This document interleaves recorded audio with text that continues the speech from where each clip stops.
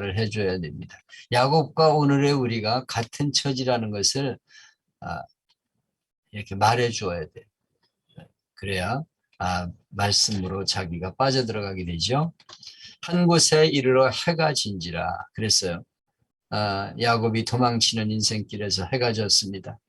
해가 졌다는 것은 무슨 의미냐? 영적으로 해석을 해보면 더 이상 길을 갈 수가 없게 되었다는 의미다.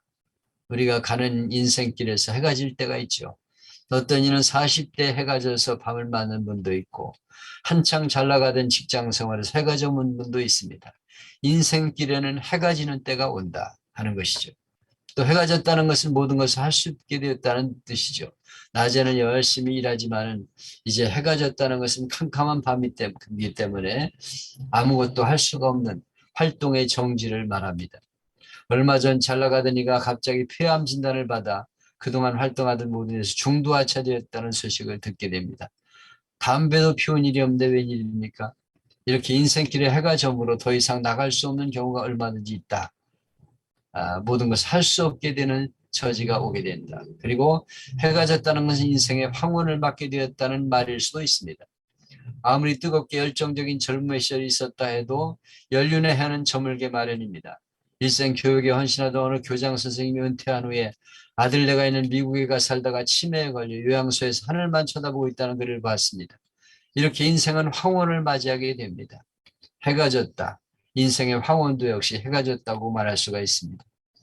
야곱은 해가 저물어 들판에서 돌을 베개 삼아 하룻밤을 자야 했습니다. 얼마나 처량한 신세입니까? 홀로 남은 고독감을 견딜 수가 없습니다. 내일을 알 수 없는 불안감 마음을 사로잡아요.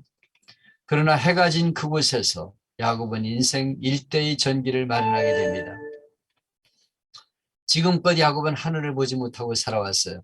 오직 땅의 것만 추구하며 살아왔습니다. 장자의 기업을 자기 손아귀에 넣는 일에 전념하고 자기 욕망을 달성하기 위해 수단 방법을 가리지 않는 사람이었어요. 이렇게 살아오는 동안 그는 하늘을 볼 사이가 없었습니다. 땅만 쳐다보면서 성공해야 돼, 출세해야 돼, 돈 벌어야 돼, 잘 돼야 돼, 이렇게 땅만 추구하며 살아가는 인생이었습니다. 요즘도 이렇게 살아가는 사람들이 많죠. 하늘을 한번 쳐다볼 사이도 없이 이 땅에서 성공해보려고 돈 벌고 재산 증식시키고 출세하고 남보다 더 가져보려고 땅만 쳐다보며 뛰어온 야곱의 후예들이 얼마든지 이 땅에 있습니다. 그러다가 어느 날 인생의 해가 저물어 하나님을 바라보게 됩니다. 해가 저물고 아무도 없는 고독한 광야에서 돌베개를 자고 자다가 하나님을 만나게 돼요. 그러나 이것은 인생 광야의 가장 큰 축복입니다. 야곱이 도망쳐 베델이라는 곳에 이르렀는데 브엘세바까지는 베델까지는 약 90km가 되는 거리입니다. 얼마나 빨리 달렸는지 200리가 넘는 거리를 단숨에 달렸어요. 새벽부터 떠나는지 모르지만 200리면은 허겁지겁 달린 거예요.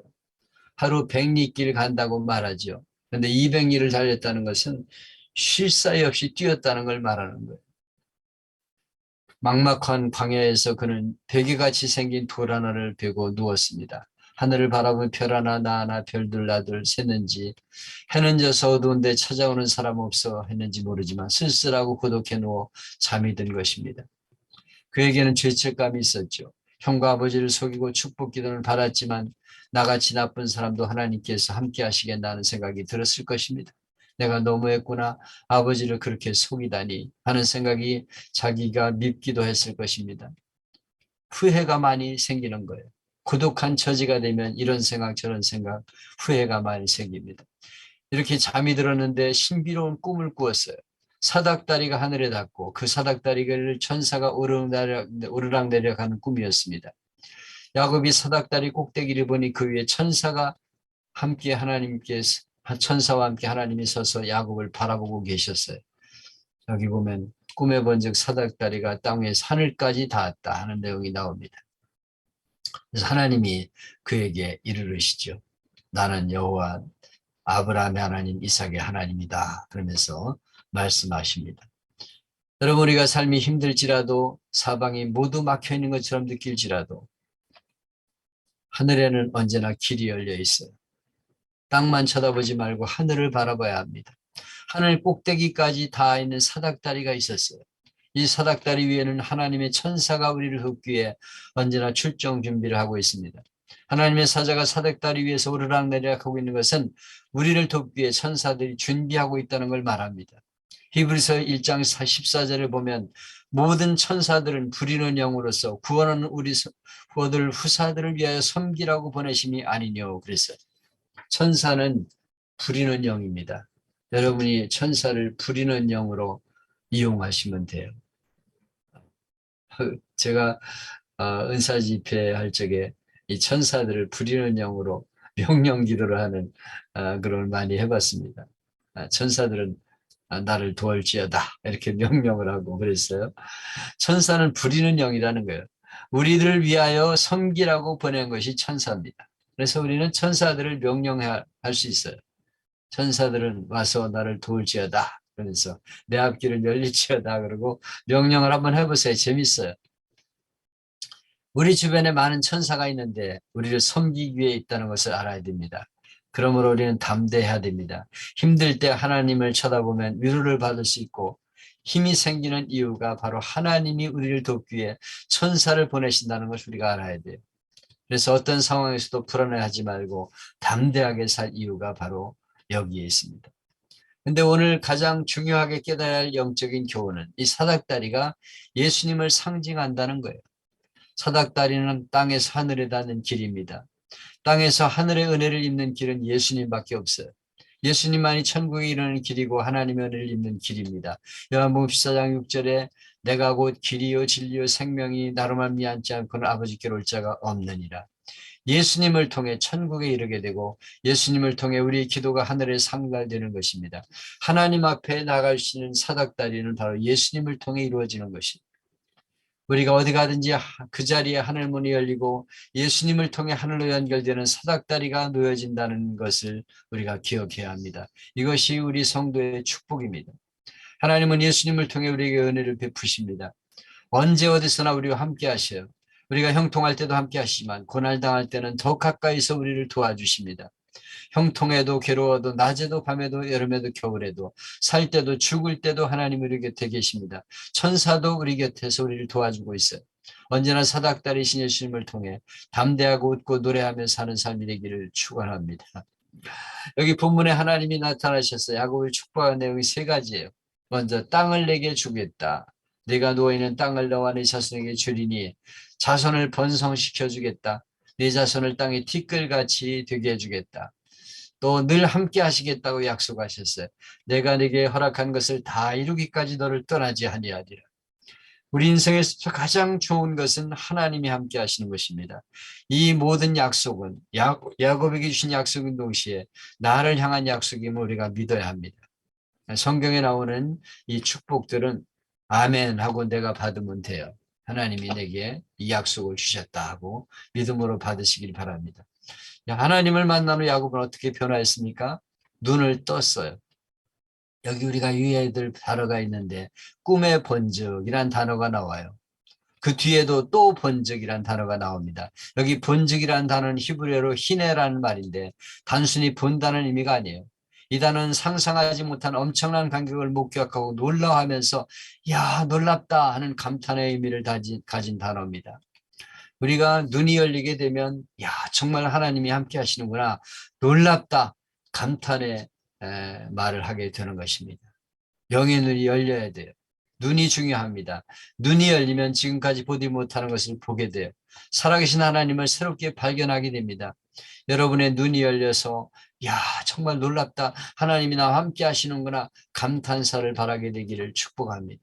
또 귀가 열렸어요. 하나님을 만난 야곱은 귀가 열리는 영적 체험을 하게 됩니다. 그 당시는 하나님이 사람에게 음성을 들려줄 때였죠. 야곱은 할아버지 아브라함, 이삭, 리브가가 들었던 하나님의 음성에 대해 알고 있었을 뿐이에요. 근데 하나님 말씀이 귀에 들리기 시작합니다. 그래서 하나님의 음성을 듣게 되었어요. 버나드쇼의 희곡인 세인트 존에서 한 사람이 주인공 아크존에게 하나님은 항상 당신에게는 말씀하시면서 왜 내게는 말씀하지 않느냐고 물어요. 그때 존은 이렇게 말합니다. 그는 항상 당신에게 말씀하고 계십니다. 당신이 듣지 못할 따름입니다. 하나님은 저 사람에게는 말씀하시는데 왜 나에게는 안 하실까? 그게 아니에요. 하나님은 항상 내게 말씀하시는 내가 듣지 못할 따름입니다. 두 사람이 똑같은 자리에 앉아 성경 읽고 기도하고 설교를 들어도 어떤 이는 하나님 음성을 듣고 있는데 어떤 이는 전혀 은혜를 받지 못해요. 차이가 무엇입니까? 메시지를 듣지 못한 경우 10중 8구 세상 생각에 빠져 집중하지 못하기 때문이에요. 딴 생각하고 있는 거죠. 대부분의 사람은 고난의 때 하나님께 집중하게 되고 하나님 음성을 듣고 새롭게 변화되게 됩니다. 고난의 때 하나님의 음성을 듣게 돼요. 그래서 고난은 하나님의 확성기이다. 그런 말을 했어요. 누구죠? C.S. 루이스가 그랬죠. 고난은 하나님의 음성을 듣게 되는 확성기이다. 하나님의 음성을 듣는 축복의 기회가 광야의 길입니다. 신방하면서 교우들의 신앙생활에 대해서 듣곤 합니다. 어떤 분은 목사님 설교가 꼭 내 사정을 알고 말씀하는 것 같아 때로는 가슴이 뜨끔하고 콧등이 시큰해지는 경험을 한다고 고백합니다. 내 사정을 목사님이 어떻게 알고 있나 이런 생각이 든다는 거예요. 내가 알기는 뭘 알아요. 안다 해도 한 사람을 대상으로 설교하는 게 아니잖아요. 만일 설교를 들으며 그런 경험을 했다면 성령께서 귀를 열어준 것입니다. 귀에 설교가 들어오기 시작하는 것은 은혜를 받을 징조입니다. 여러분의 귀가 열려 성령이 하시는 말씀을 듣게 되기를 축원합니다. 또 신앙 고백이 입이 열리죠. 하나님 만난 야곱은 입이 열렸어요. 그가 뭐라고 말했습니까? 야곱이 잠이 깨어 이르되 여호와께서 과연 여기 계시거늘 내가 알지 못하였도다. 이에 두려워하여 이르되 두렵도다. 이곳이요 이것은 다름 아닌 하나님의 집이고 이는 하늘의 문이로다. 하나님의 음성, 하나님에 대해서 신앙 고백을 하는 거예요. 바로 하나님이 여기 계시고 여기가 하나님의 집이고 하늘의 문이구나 하는 것을 그가 고백하게 돼요. 그래서 베개로 삼았던 돌을 가져다 기둥을 세우고 기름을 붓고 이름을 베들이라 하였더라. 이렇게 말하고 있습니다. 야곱이 잠이 깨어 이르되 여호와께서 과연 여기 계시거늘 내가 알지 못하였도다. 야곱의 각성은 한마디로 말하면 하나님이 내 곁에 계셨는데 하나님이 나를 인도하고 계셨는데 몰랐다 하는 것이었습니다. 우리는 얼마나 많은 시간 동안 이런 하나님의 인도를 알아차리지 못하고 살아왔는지요. 존 올트버그라는 설교가는 이런 현상을 영적 방심이라고 불렀습니다. 이 아침 야곱이 깨어 일어나는 순간 그는 영적 방심에서 깨어나고 있었습니다. 신학자들은 이런 순간을 영적 각성이라고 불러요. 영적 각성의 순간. 우리가 영적 방심을 하게 되면 하나님이 어떤 분인가를 모릅니다. 그러나 영적으로 깨어나는 순간이 하나님을 바로 만나는 시간이죠. 이 두려움은 하나님의 거룩한 임재를 느끼고 좋아서 어쩔 줄 모르는 장엄한 두려움이에요. 와, 여기 계신데, 하나님 여기 계신데 그동안 내가 모르고 살았구나. 여기가 하나님의 전이고 하늘의 문이구나 하는 것을 그가 고백하게 돼요. 하나님을 만나게 되면 이런 고백이 나오게 됩니다. 그는 아침 일찍 일어나 자기가 베었던 돌베개를 세우고 그 위에 기름 붓고 소리를 칩니다. 여기가 베들이구나. 여기가 베들이구나. 베들이 무엇입니까? 하나님의 집, 하나님이 계신 성전입니다. 바로 내가 있는 그 자리가 하나님의 집이고 하나님이 계신 성전임을 깨닫게 되었다는 거예요. 정말 하나님을 만나게 되면 내가 살아있는 이곳이 바로 하나님의 집이고 하나님의 성전이구나 하는 고백을 하게 되는 것입니다. 여러분, 우리는 오늘의 야곱입니다. 우리가 교회에 있을 때만 하나님이 지켜보신 것이 아니라 장사하는 자리도 하늘 문이 열려 있고 땀 흘리며 기계 만지는 자리도 하늘 문이 열려 있습니다. 사전을 찾아가며 어렵게 공부하는 자리도 하늘 문이 열려 있어요. 그 사실을 깨닫게 될 때 우리는 언제 어디서나 함께 하시는 살아계신 하나님을 입을 열어 말하게 되고 담대하게 세상을 살아가게 되는 것입니다. 여기 야곱의 고백이 우리의 고백이 되기를 바랍니다. 여러분, 오늘 우리가 여기서 깨닫게 되는 것은 무엇입니까? 우리가 편안하게 사는 것만이 복이 아니라는 것입니다. 사업 잘 되고 자녀 잘 되고 형통한 것만이 복이 아닙니다. 영적으로 보면 오히려 어렵고 힘들 때, 이런 것이 이럴 때 있을 때 복이 됩니다. 어렵고 힘들 때 하나님을 가까이 하게 되고 믿음이 강해지게 되고 하나님께 뿌리를 내리게 되기 때문입니다.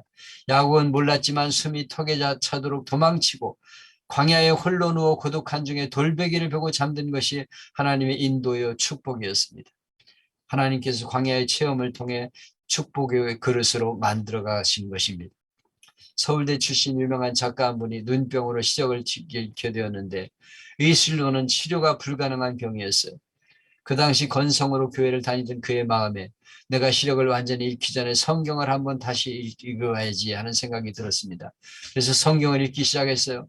하나님, 성경 다 읽을 때까지는 제 시력을 지켜주세요. 기도하며 성경을 읽었습니다. 근데 놀라운 일이 벌어졌어요. 성경을 읽는 동안 눈이 점점 밝아지고 깨끗하게 눈이 치유되게 된 것입니다. 만일 그분이 시력을 잃을 위기가 없었다면 그의 영혼이 어떻게 되었겠습니까? 하나님 말씀을 보았겠습니까? 소경이 되어가니 모든 것을 버리고 하나님만 바라보다가 영적인 체험을 하게 된 것입니다. 한 유명한 장군도 정치적인 오해를 받아 감옥에 들어갔다 하나님의 은혜를 체험하게 되었습니다. 모태신앙이었지만 교회에 들쑥날쑥 간절히 예배드린 적은 한 번도 없었는데 그동안 쌓았던 공든탑이 무너지고 나니 기도하고 성경 읽다 은혜 받고 하나님의 귀한 사람이 되었습니다. 장로님이 된 그분의 고백입니다. 내가 몇 달간의 감옥 생활이 없었다면 내 인생이 어떻게 될 뻔했나. 내가 별 4개 달고 계속 달렸으면 잘 달렸으면 망할 수 있었는데 감옥에 들어가 하나님을 만나서 이렇게 귀하게 되었다 고백하고 있습니다. 저는 여러분의 앞길이 형통하기를 축원합니다. 그러나 여러분이 역경을 만나고 어려운 상황에 서 있어도 낙심하지 마십시오. 그때 하나님이 다가오셔서 은혜 주시고 더 큰 미래를 열어주심을 믿으시기 바랍니다. 오늘 어려움 중에 있습니까? 몸에 병 들었습니까? 사업에 어려움이 있습니까? 직장에 힘든 일을 겪습니까? 쫓기는 인생이라 생각하며 불안을 느끼십니까? 해는 저물고 외롭고 힘든 광야라고 느끼십니까? 바로 그 자리가 하나님을 만나는 자리입니다.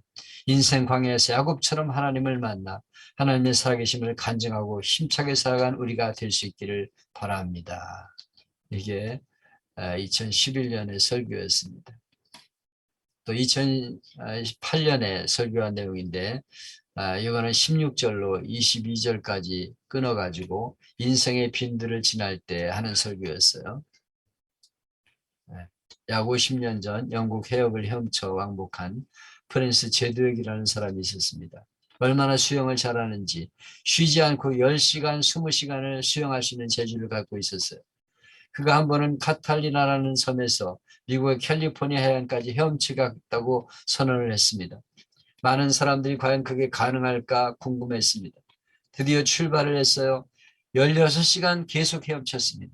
근데 갑자기 안개가 몰려오기 시작합니다. 앞이 보이질 않고 한 치 앞을 볼 수 없는 상황에서 그는 더 이상 갈 수 없어 중도 포기합니다. 뒤에 따라오는 배에 신호해서 구조해달라고 요청했습니다. 그가 배를 타고 목적지까지 도착하게 되었는데 깜짝 놀랍니다. 자기가 포기한 곳에서 목적지까지는 500m밖에 되지 않은 거리였어요. 그는 땅을 칩니다. 조금만 더 참았으면 목적지까지 도착할 수 있었을 텐데. 기자가 달려가 물었습니다. 왜 중간에 포기하고 말았습니까? 그가 말합니다. 내가 힘이 없어 포기한 게 아닙니다. 충분히 힘이 있고 지금도 건강합니다. 그러나 한 치 앞을 볼 수 없는 상황에서 나는 더 이상 갈 수가 없었습니다. 제도역의 절망은 앞을 보지 못하는 데서 생겼습니다. 우리 인간이 절망하는 이유가 바로 여기 있습니다. 내일을 모르기 때문에. 오늘 아무리 고생해도 내일이면 해결될 것이라고 말한다면 고생을 참지 못할 사람이 없을 거죠. 내년만 되면 모든 일이 풀리게 된다. 확실한 보장만 있으면 절망할 사람이 아무도 없습니다. 그러나 사람들이 아무리 일하고 살아보지만 분명한 전망이 보이지 않을 때 좌절하고 절망합니다. 어두운 터널을 통과하면서 끝이 보이지 않을 때 절망하게 되는 것이죠. 내일에 대한 비전이 보이지 않을 때 사람은 쉽게 절망합니다. 우리는 성경 중에 절망에 처한 산 사람을 만나게 되는데 그 이름은 야곱입니다. 이름의 뜻은 발뒤꿈치를 잡았다. 속이는 자, 아주 약은 사람이란 뜻입니다. 얼마나 약삭 빠른 사람인지 요즘 말로 말하면 머리가 잘 돌아가는 잔머리 잘 굴리는 사람이라고 말할 수 있습니다.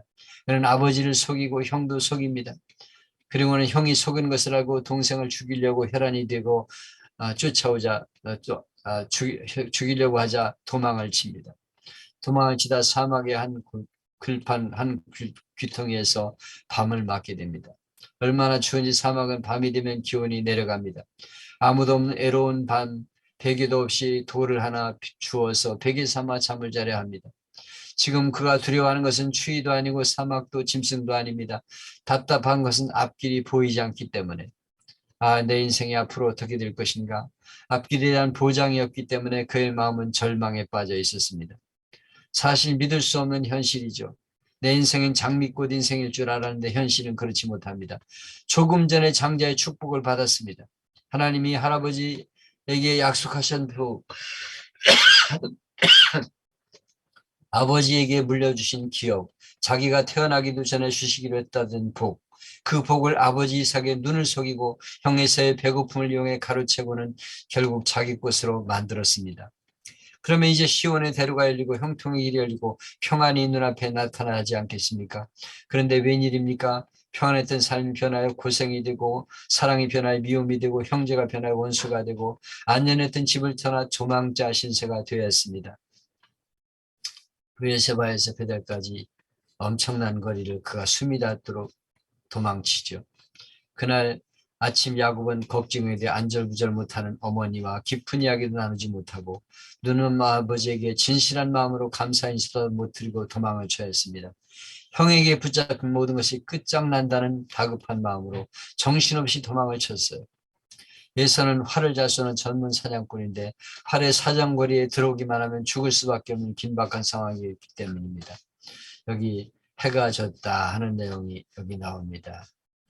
야곱은 할 수 없이 잠에 들게 되었죠. 요즘도 하늘 한번 볼 수 없이 성공에 살아보려고 발버둥을 치는 사람들이 얼마나 많습니까? 윌리엄 페더가 쓴 글 중에 이런 이야기가 나옵니다. 어떤 사람이 소년 시절에 길에서 $5를 주었습니다. 어릴 때 $5는 얼마나 기분이 좋은 일입니까? 그 후부터 그는 길바닥만 들여다보며 살았어요. 일생 동안 땅만 보며 줍는 일에만 평생을 보냈습니다. 그가 주운 물건을 종합해보니까 단추가 29,519대, 머리핀이 54,172개, 수천 개의 동전이었다고 합니다.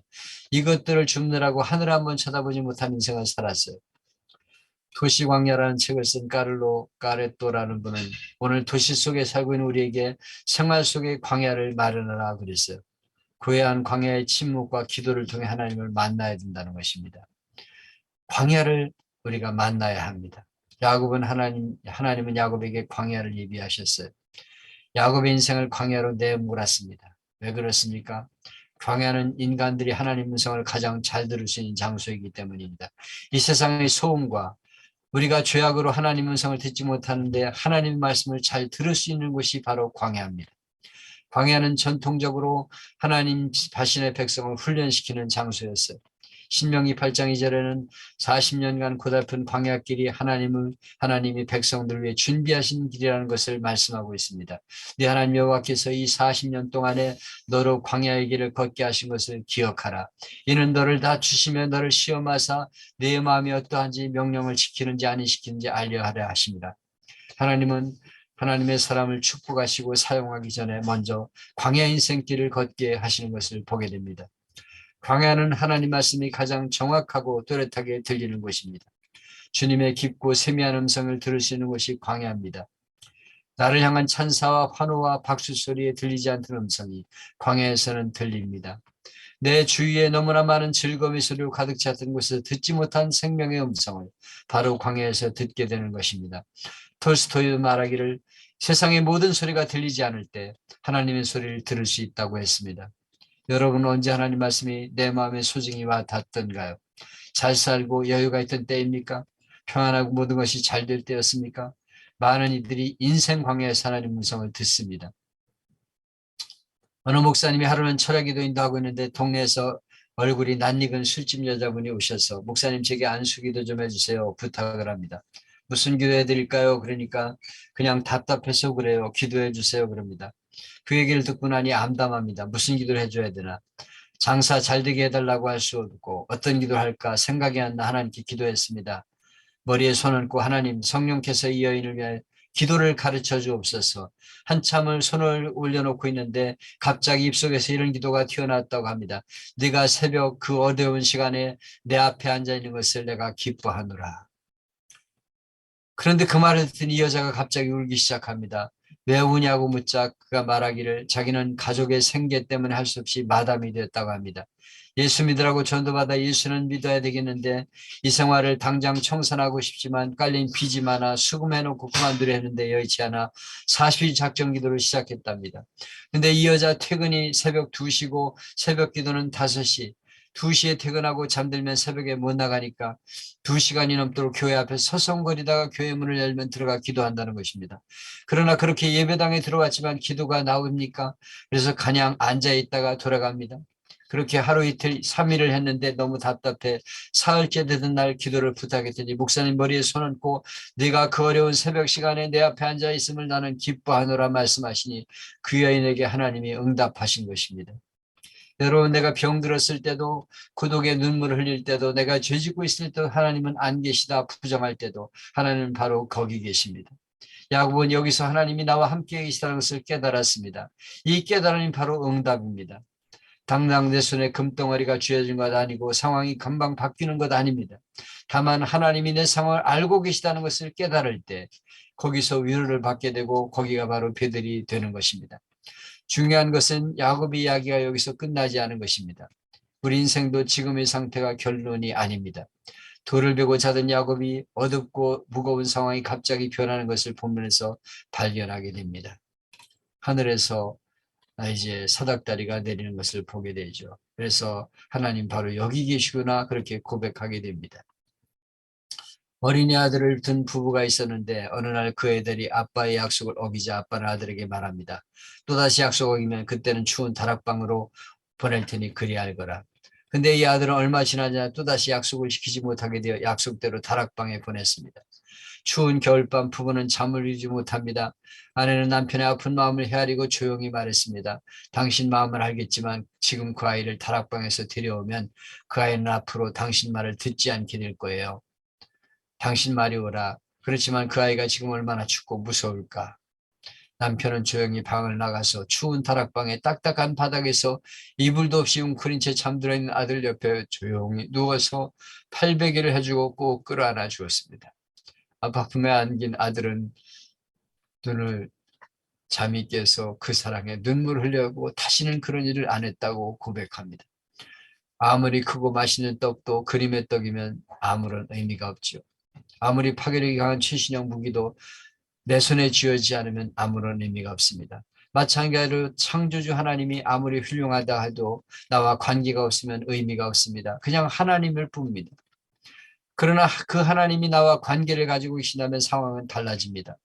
어떤 순간에도 나와 함께 계시고 주무시지 않고 졸지 않으시며 나의 걸음을 간섭해 주심을 믿을 때 불안한 마음의 평화가 임하기 때문입니다. 하나님이 계신다는 것은 알았지만 자기와는 무관한 분으로 알고 있던 야곱이 살기 등등한 형의 눈을 피해 외삼촌 라반의 집으로 도망가는 중에 하나님을 자신의 하나님으로 만났습니다. 이제 하나님은 더 이상 아버지 하나님이 아니었습니다. 야곱 자신의 하나님이 되었습니다. 숙명역의 초대 총장을 지낸 임숙재라는 분이 있습니다. 나이 17에 시집와 19살에 과부가 되었어요. 동네 사람은 애석하게 피지도 못하고 시들게 되었다고 쑥덕거립니다. 본인은 얼마나 낙심했겠습니까? 내 나이 20도 안 되는데 이래서는 안 되겠다고 결단합니다. 머리를 자르고 일어섰어요. 서울로 올라와 어느 부잣집에 들어가 사정했습니다. 시키는 대로 뭐든지 할 테니까 남제 공부하고 주일날 교회 갈 수만 있게더라고 사정을 했습니다. 학교 다니며 성실히 주어진 일을 감당했습니다. 하나님의 도우심을 구하며 열심히 공부했어요.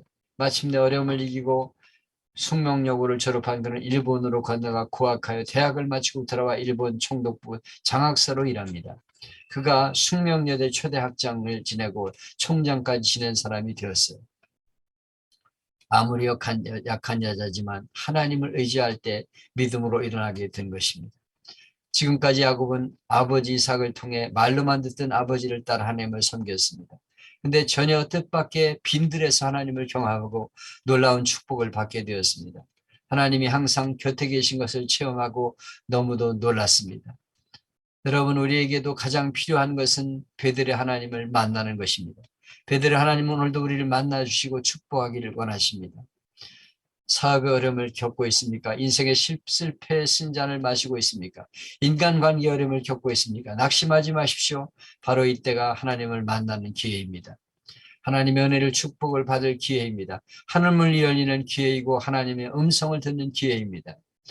참된 믿음과 능력의 축복은 영적인 광야를 통과할 때 주어집니다. 세상에 나 혼자밖에 없다고 생각되는 깊은 고독 속에 손을 들고 주님 나는 너무도 이렇습니다. 도와주세요. 부르짖을 때 세상의 어떤 것이 채워줄 수 없는 하늘의 위로와 은혜가 임하게 됩니다. 주님을 꼭 붙드십시오. 야곱이 받은 은혜가 바로 이런 은혜입니다. 우리들도 은혜를 받아야 합니다. 이런 가운데 하나님을 만나십시오. 기뻐서 어쩔 줄을 몰라 하게 될 것입니다. 유승준이라는 인기 가수가 하나님 만난 간증을 들었습니다. 공부를 위해 부모님이 유학을 시켰는데 공부는 하지 않고 좋지 않은 친구를 사귀면서 합니다. 한번 집을 나가 아는 형 집에서 지냅니다.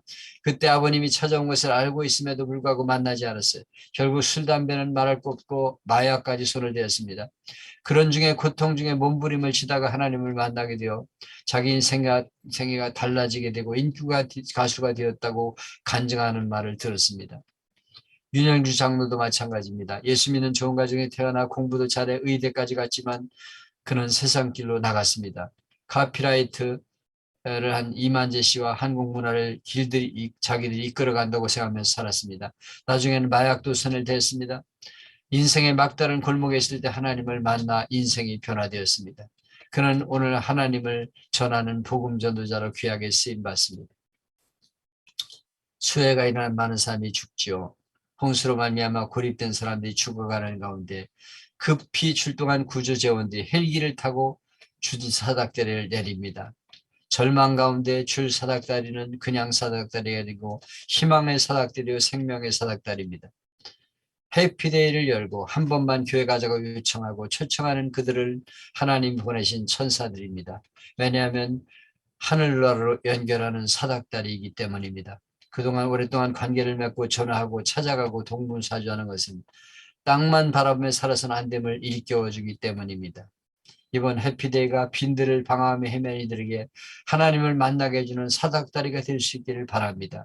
그래서 내가 초청한 이들이 하나님의 은혜를 깨닫고 내가 살아가는 이 자리가 하나님이 계신 자리구나 고백하며 야곱처럼 축복의 생애를 살아가는 기회가 되기를 바랍니다.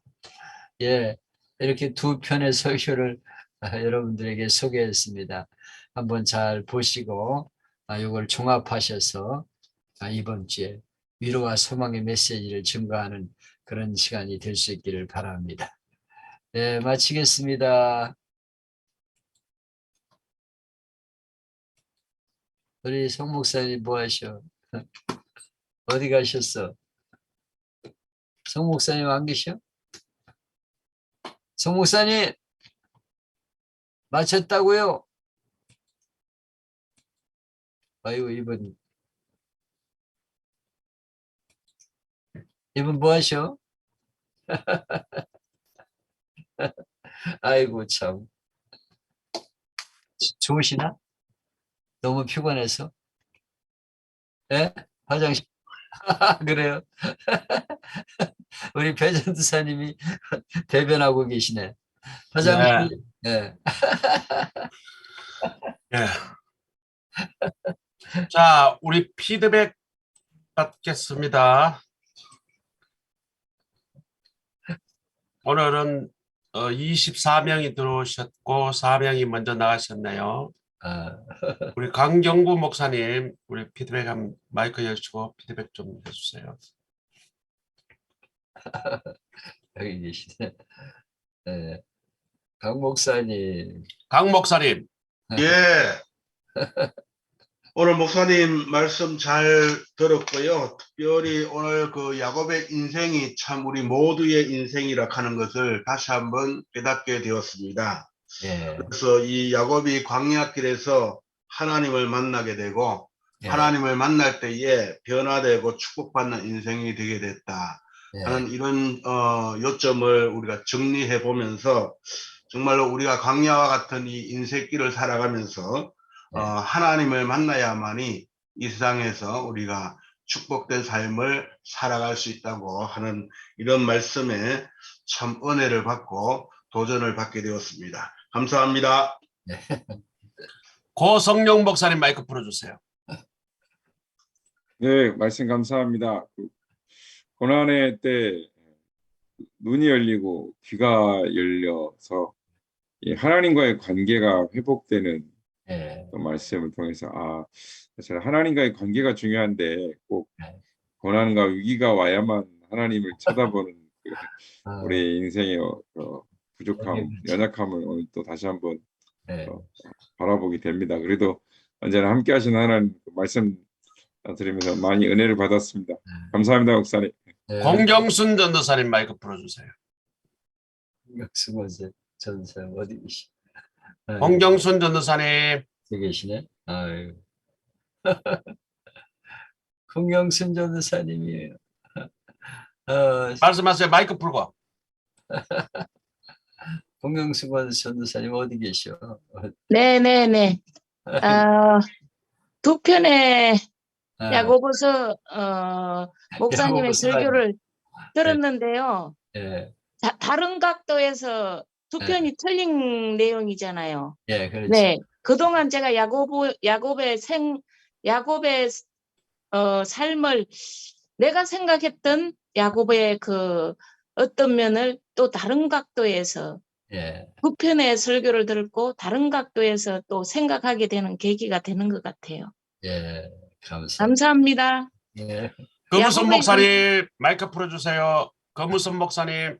예, 아니 영적 시력이 꼭 고난 때 올 수밖에 없는데 참 안타까운 일은 맞지만은 뭐 그것도 뭐 영적인 시력이 열리니까 소망이 있는 것 같습니다. 그래서 고난이 두려워하지 않는 것, 그 신자들의 특권이라고 생각이 듭니다. 감사합니다. 예, 길보라 목사님 마이크 풀어주세요. 길보라 맨 밑에 아이고 아가씨 같은 거. 네, 저는 그 목사님 설교 중에서 그냥 하나님이 예쁜 관계를 맺어야지 하나님이 나랑 관계된다는 그 말씀에 너무 은혜를 받았습니다. 예, 많은 사람들이 하나님이 옆에 놔두고 관계를 안 맺어서 불행하게 사는 것 같아요. 예, 감사합니다. 김경남 목사님 마이크 풀어주세요. 우리 인생에 왜 위기가 있을까? 하나님이 훈련하시는 방법이고 장소다라는 걸 다시 한번 알게 됐고요. 우리 인생에 위기가 있을 때에 하나님이 훈련하신다라는 걸 깨닫고 또 하나님을 만나는 시간이 되어야 하겠다라는 것을 다시 한번 생각하게 되었습니다. 감사합니다. 이상은 목사님 바쁘신데 이상은 목사님 마이크 풀어주세요. 빨리 나가야 되는데. 네, 감사합니다. 참 야곱이 바로 참 우리의 인생이다 하는 걸 느끼게 됩니다. 야곱이 참 욕심 많았는데 그 욕심을 이루기 위해서 하나님의 고난 말해줬는데 그 바로 광야 그 베델에 가면서 베델에서 쉬고 또 바단 아람 외삼촌 라반의 집에 가서 이제 그 고난을 다 겪고 거기서 고생했는데 고생이 아니라 정말 4명의 부인을 얻고 또한 그게 복을 놓는 이런 고난 끝에 바로 이게 십자가 후에 바로 부활의 역사가 있고 천국의 역사가 있듯이 이런 그 야곱이었다. 바로 이제 우리도 현 교회가 이제 개최가 이제 딱 30년 됐습니다. 아이고. 네, 그렇게 됐는데 이게 참 이제 우리도 이제 참 30년 되니까 은퇴가 딱 2년 남게 되는데 이게 우리가 천국의 생활을 이제 좀 해야 되겠다. 그래서 물질적인 그것도 아니고 또 건강의 그것도 아니고 진짜는 우리의 영적인 삶이 풍성해야 되겠다는 생각을 가졌습니다. 야곱이 이스라엘 된 것처럼 우리 삶도 이제 승리 바로 이스라엘 되겠다 그런 생각을 가졌습니다. 오늘 참 좋은 설교 우리 이영우 목사님 너무나 좀 훌륭한 이렇게 두 편의 설교 잘 들었습니다. 감사합니다. 감사합니다.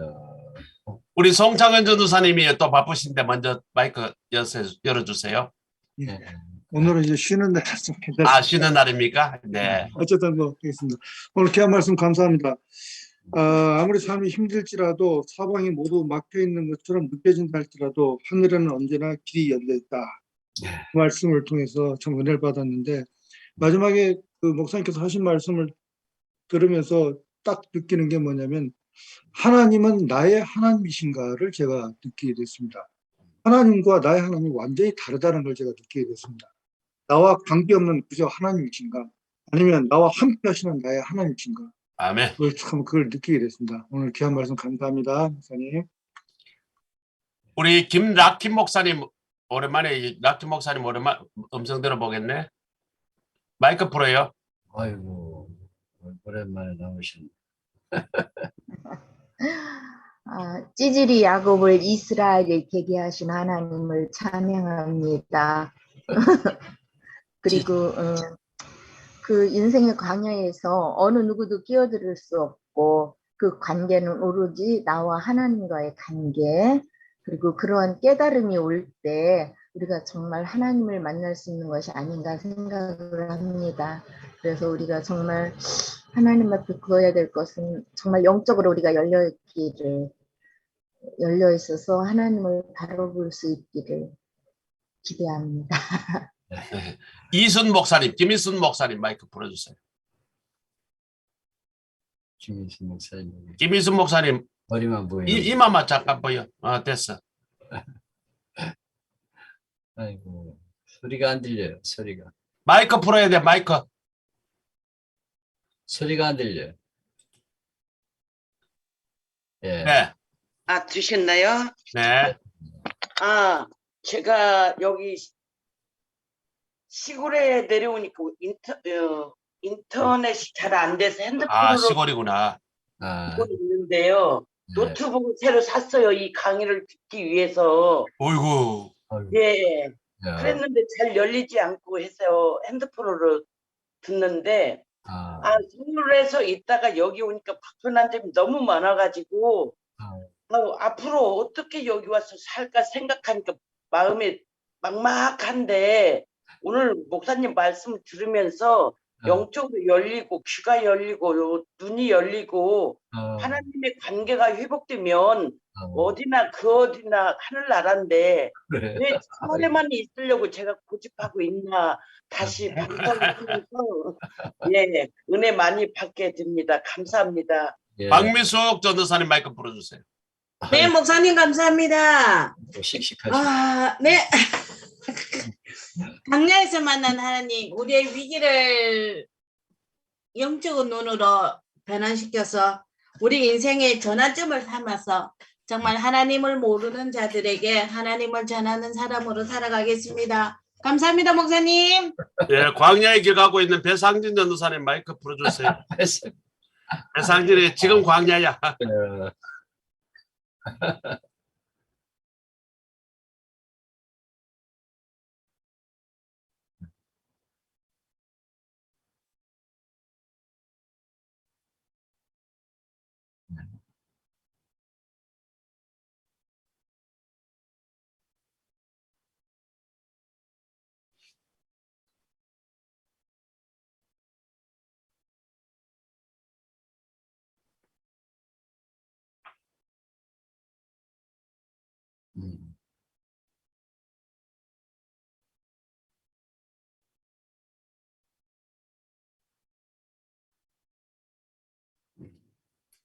백충환 전도사님 마이크 풀어주세요.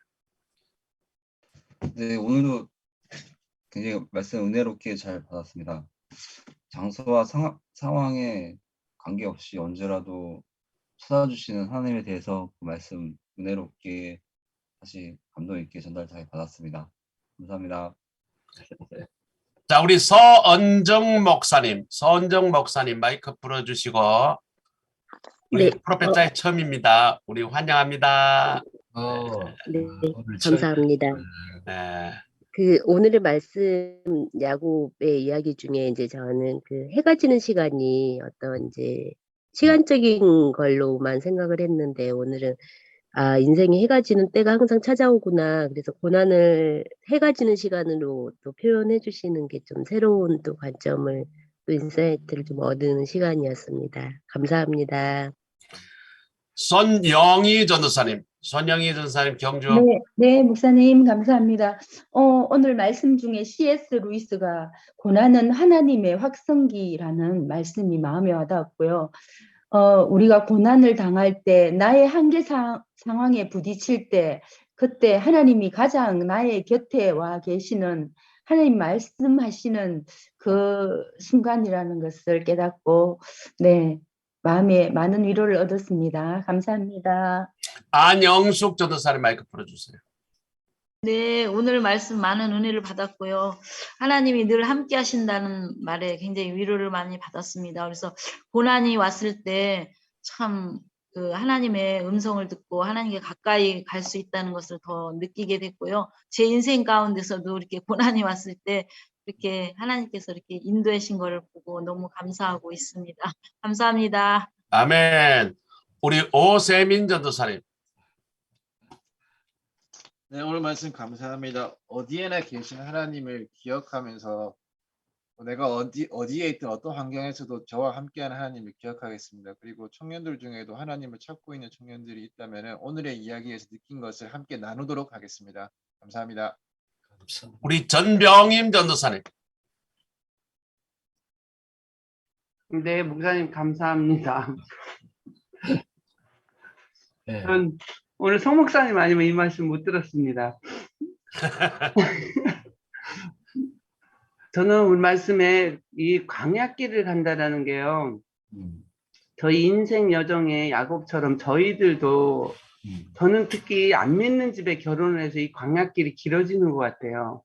근데 하나님은 늘 저를 이루하시는 것 같아요. 그래서 명절을 지나면서 시댁에 제사를 지내는 걸 이렇게 지켜보면서 안 가려고 했는데 하나님이 음성을 주시는 거예요. 가라.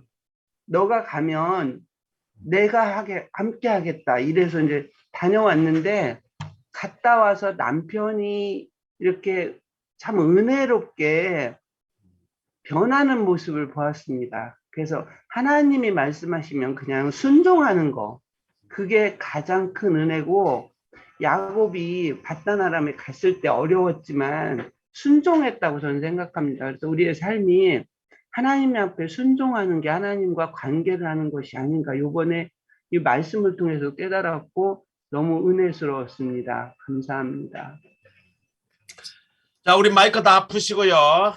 우리 다 이제 피드백 다 끝났습니다. 다 마이크 다 푸시고. 우리 이영훈 목사님 명절 잘 지냈잖아요. 그죠?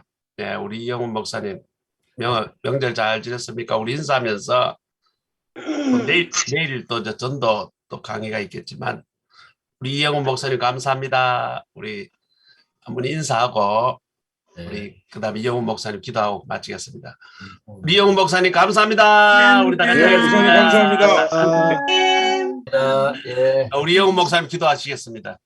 하나님 아버지 감사합니다. 오늘 이렇게 또 아침에 피곤하고 힘든 시간이지만 함께 할 수 있는 시간 주신 거 감사합니다. 아버지 빈부에서 하나님 만난 것처럼 하나님은 인생의 어려운 시절에 우리를 만나 주심을 감사합니다. 하나님 바로 여기 계시구나. 그것을 깨닫는 순간 그곳이 베델이고 하나님의 집이고 하나님의 성전이었는데 우리가 살아가는 삶의 장소가 베델이 장소가 되기를 원합니다. 집이 되기를 원합니다. 하나님의 성전이 되기를 원합니다. 홀로 고독해 하지 말게 해주시고 나를 위로하시고 함께 하신 하나님을 바라보며 승리하는 우리 모두가 되게 하여 주옵소서. 승리케 하실 줄 믿사옵고 예수님의 이름으로 기도하옵나이다. 아멘. 자, 내일 봐요. 감사합니다. 네. 아이고 참 아주